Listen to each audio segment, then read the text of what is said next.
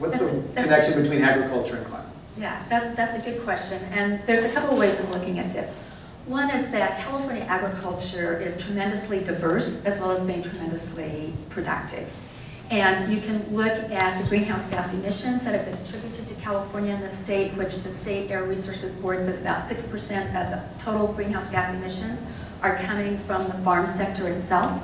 But you also need to take a look at what the potential is for those of us on the farm to actually be sequestering carbon, and with changes in some of our practices to be an offset to greenhouse gas emissions.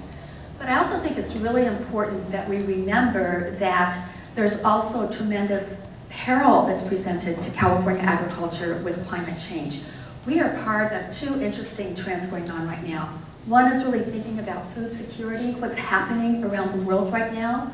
We're raising the prices of food to the highest they've ever been according to the UN Food Index, as well as food shortages have been feeding some of the revolutions that we're seeing. So food security right now, where we have almost 1 billion people a day who don't have enough to eat, really has brought what the impact is to being able to feed those people to the forefront.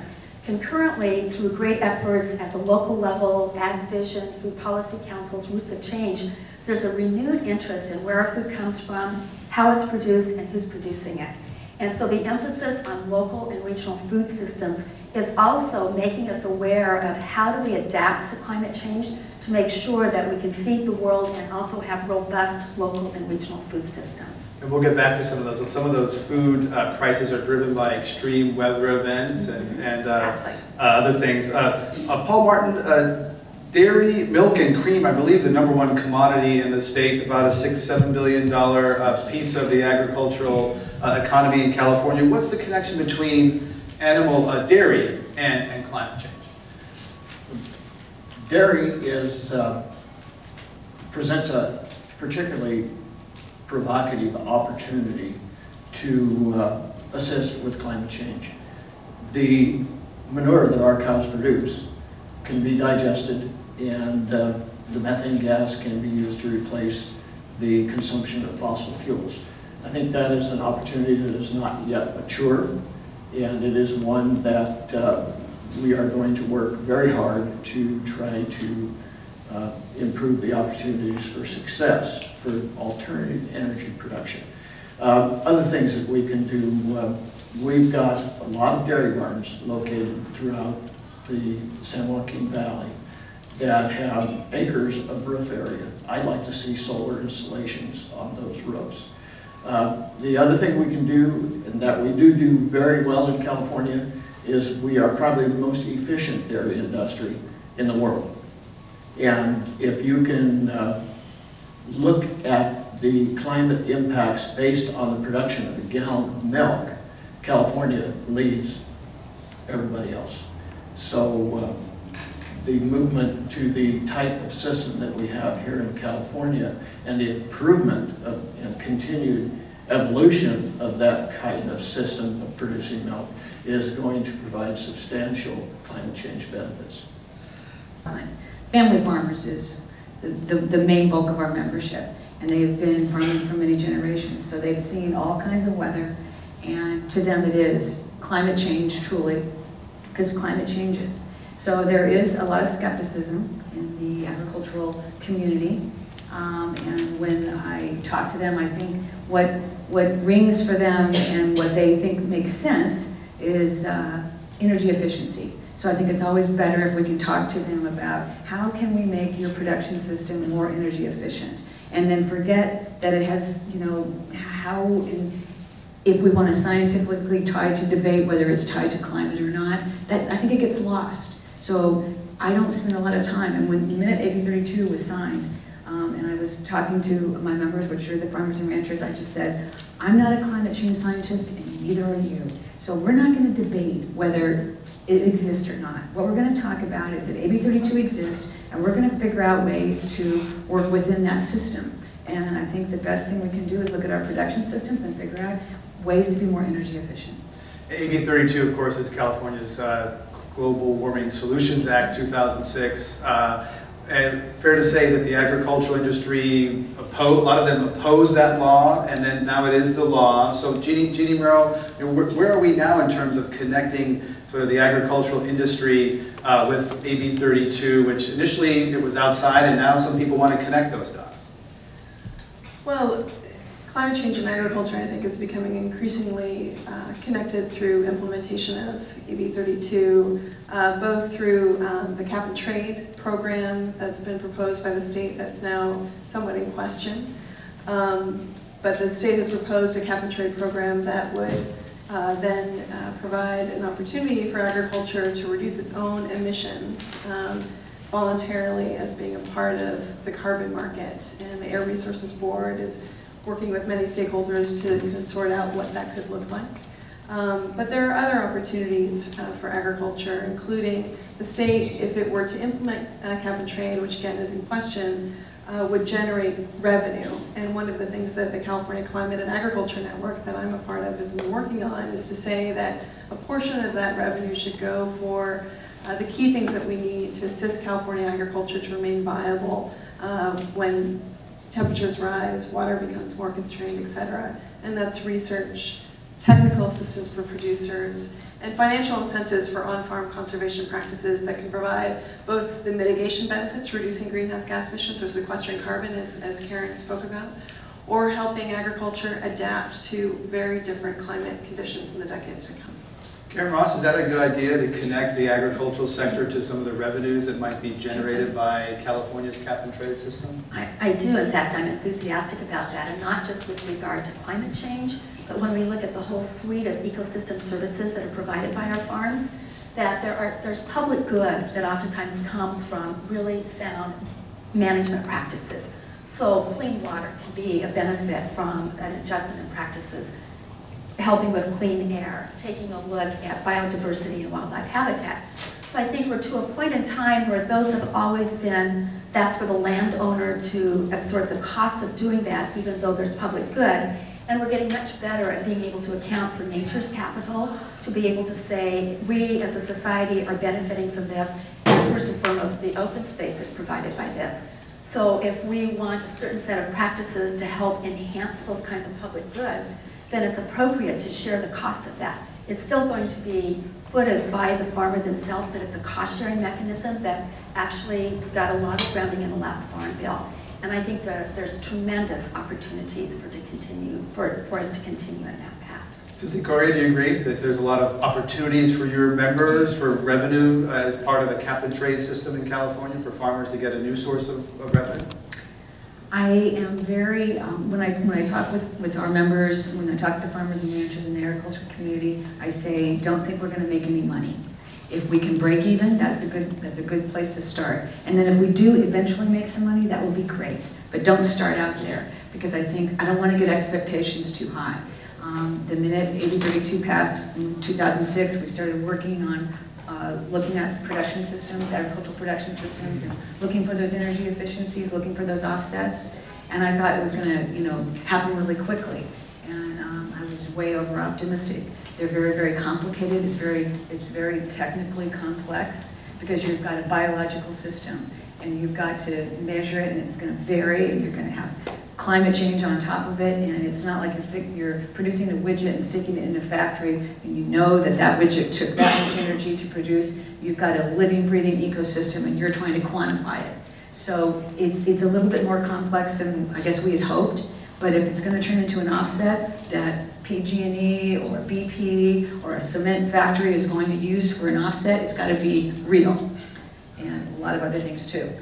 Well, there have been some studies that have suggested that when you do what Paul and others have done, which is to plant riparian zones in farms, that in addition to having the wildlife benefits, which are critical, but there's also carbon benefits. You can, the woody biomass in a riparian zone or in a hedgerow can account for 18% of the farm's carbon that they're sequestering, but only take up about 6% of the land. So that's significant.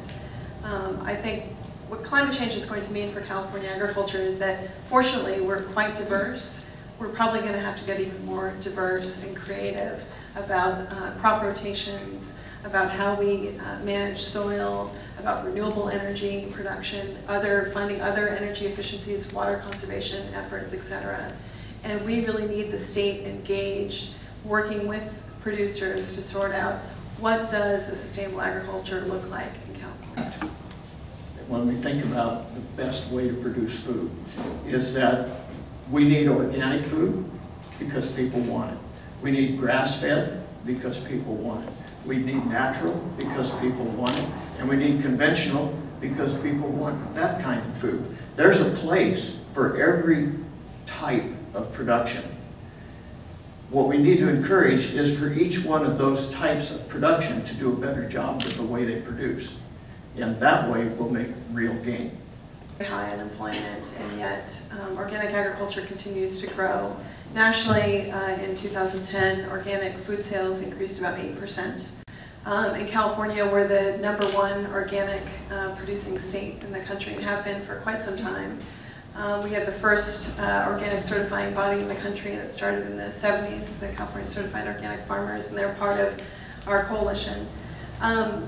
The UN Food and Agriculture Organization did a survey of research looking at the carbon footprint of organic agriculture compared to other systems, and found that organic agriculture, because it is less dependent on fossil fuel inputs, has a lower carbon footprint. Its energy use is about 30 to 50% less than its conventional counterparts.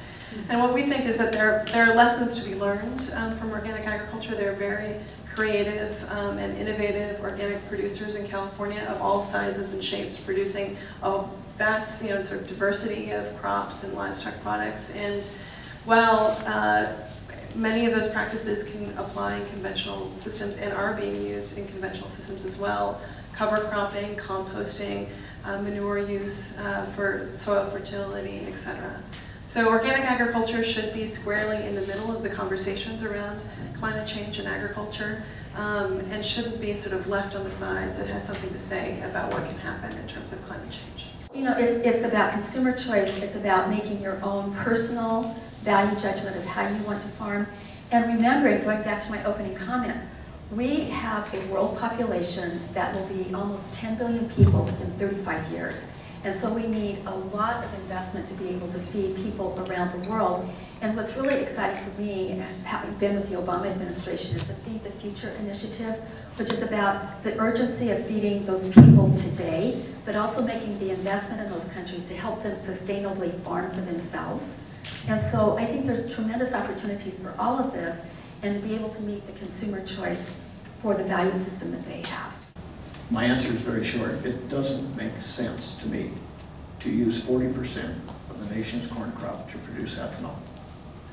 And that policy has to be changed. I would argue that corn ethanol is a transition to the next better renewable fuel standard, and biofuels and biodiesel in particular have huge potential to help us not just on our economic well-being of being dependent on imported oil and trying to reduce that, but also our environmental well-being of what we can do with greenhouse gas reductions by being able to use plant-based and waste-based. And that's where I'm very excited for people not to abandon the technology of ethanol production, but to think about how do we take all the waste that's generated by us as human beings, by what comes out of cows and orchard trimmings and food processing, and being able to convert waste into biofuels. And I think the promise of that for all of us and for the world has not begun to be tapped. So let's talk about waste energy. We didn't get to that. Paul Martin. Let me issue a cautionary note as far as waste energy goes. In order to maintain proper soil health, you need to have a certain amount of organic matter. And if we remove all the plant material that we grow, particularly in soils like we find in the Sacramento-San Joaquin River Delta, we are hurting the development of those soils. And we've seen in the Sacramento-San Joaquin River Delta that with continued farming and removal of the crop residue, the soil is actually contracting. So residue management has to be considered when we're talking about waste to energy, because we can't take all the organic material out of the soil. Methane comes from both ends of the cow. Enteric is what she breathes out, and the manure production, when it's in an anaerobic situation, the methanogenic bacteria make methane. So it comes from both ends of the cow in about equal amounts. There's things you can do on the front end of the cow to manipulate the ration that she's fed, and that's something that we work pretty hard on, because anything that methane that she breathes out is lost energy that she's not able to use for production.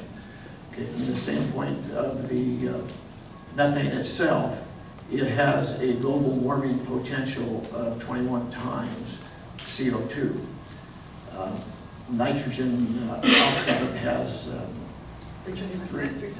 300. So, you know, every gas does not have the same global warming potential. There's litigation that has suspended California's cap-and-trade law, though the rest of AB 32 is going forward. But can California go it alone? I think is part of the question. Is the United States is not going to implement a national system. Karen Ross, can California do it with the other states? And some of these other states have been wavering and waddling like that. Well, they have been, although there's been a lot of time and effort invested in building coalitions of states. As the previous administration referred to it as subnational governments can in fact make a lot of change happen. That oftentimes if we focus on more regional scale, we can test something and start to make it happen and drive change further up. I think it's obvious from California's history in the regulatory arena, we do believe we can go it alone. And we have been successful oftentimes because of trying to address issues of concern at the state level at getting the waiver or the accommodation from the federal government to be able to proceed with some of the programs that we've had.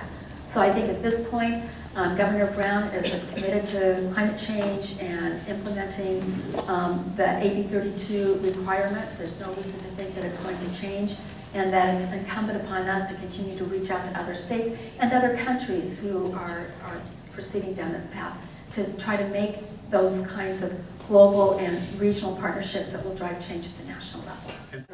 What we're most concerned with is that, as we've been talking about today, California agriculture is uniquely vulnerable when it comes to climate change, and we don't have the resources to address that. For example, farmers need good technical assistance that's based on science to understand what the alternatives may be for them to better conserve water or consider other crop rotations, etc. But the number of farm advisors that we have in California, the peak of them was in 1969.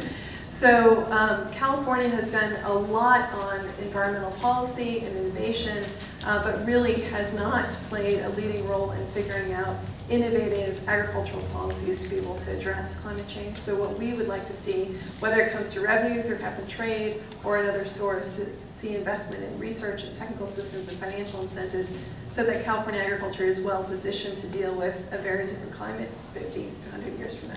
We were curious, we wanted to get a sense of what are the resources currently available for California farmers and ranchers when thinking about climate change. So we looked at the research that's been conducted, what's the ability of a farmer to access technical assistance, and then what are the state's programs to support on-farm conservation through financial incentive. And we found that there are plenty of other states, Wisconsin, Iowa, Pennsylvania, Michigan, etc., that provide programs, cost share dollars, incentives for farmers and ranchers who are interested in doing on-farm conservation. We don't have anything like that in California. As the leading agricultural state, we're just behind the curve. So I think absolutely there's a lot of room for plenty of innovation for state food ag policy in California.